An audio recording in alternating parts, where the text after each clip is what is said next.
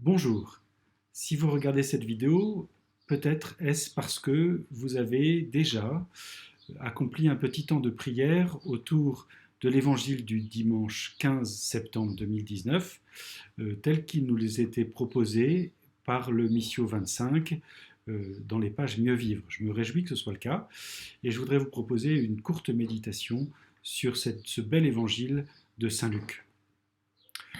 En lisant cet évangile, il m'est venu une image d'une de nos belles cathédrales de Picardie. Peut-être la connaissez-vous, il s'agit de celle d'Amiens. Et à la gauche du portail principal, sur le portail nord, il y a deux petits médaillons qui évoquent les saisons, les moissons, etc. Ou quelques citations bibliques, et j'en ai deux en mémoire. La première illustre un passage du livre de Sophonie qui explique que Dieu lui-même viendra chercher son peuple dans Jérusalem. Et on y voit le Christ lui-même avec deux lampes en train de rechercher dans chaque maison son peuple.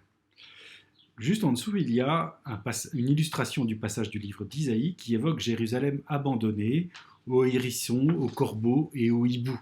Et où on y voit un petit hérisson au milieu de Jérusalem. Ces deux petits médaillons sont très, très beaux et je trouve qu'ils illustrent assez bien le thème général qui est tiré de notre passage. Il y a deux constats à faire. Il y a d'une part un peuple du Seigneur que le Seigneur lui-même va venir chercher, et il y a la cité de Dieu qui bien souvent est abandonnée des hommes qui devraient y être. Nous avons ici dans ce beau passage ces deux figures du peuple de Dieu, le peuple qui devrait être auprès de son Seigneur à l'écouter, et celui qui l'écoutant, n'accueille pas vraiment sa parole. De sorte que, en quelque sorte, Jérusalem est abandonnée. Le thème principal de notre passage ici, c'est Jésus qui vient chercher son peuple.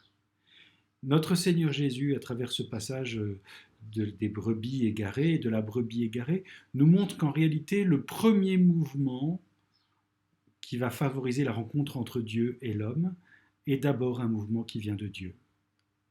Et il vient toucher principalement ceux qui perçoivent que c'est d'abord Dieu qui vient vers lui. Il peut y avoir une grosse difficulté dans notre vie spirituelle si nous pensons que c'est d'abord nous qui faisons un mouvement vers Dieu pour qu'il nous réconcilie. En réalité, c'est d'abord Dieu qui vient vers nous. Et si nous pensons nous-mêmes aller vers Dieu de nos propres forces, nous rangeons finalement bien souvent sous la catégorie que le Seigneur essaye ici de mettre en défaut de ceux qui se croient justes. Je crois par mes propres forces que je pourrais aller jusqu'à Dieu.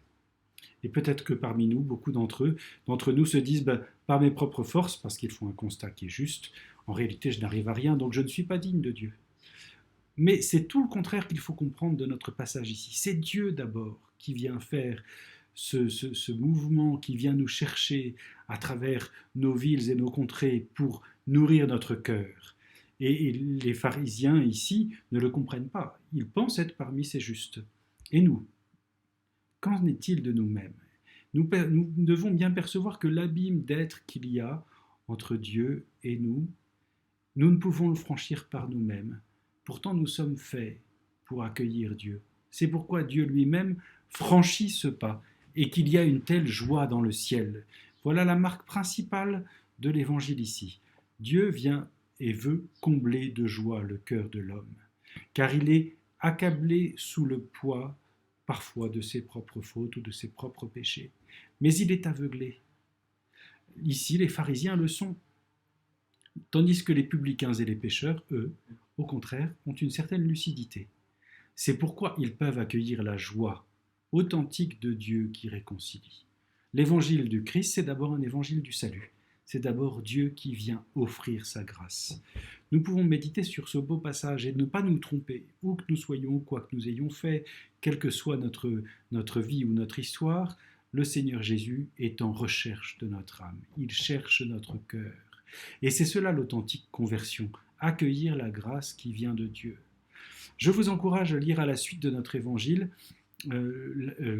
l'épisode bien connu du fils prodigue qui sera lu ou a été lu selon que vous regardiez cette vidéo avant ou après, le 15 septembre à la messe Nous n'avons que la première partie de ce passage, qui veut nous mettre d'abord en valeur. Qu'est-ce que nous, comme chrétiens, devons percevoir dans cet évangile? D'une part, c'est Dieu qui fait le premier pas, nous ne sommes jamais trop loin.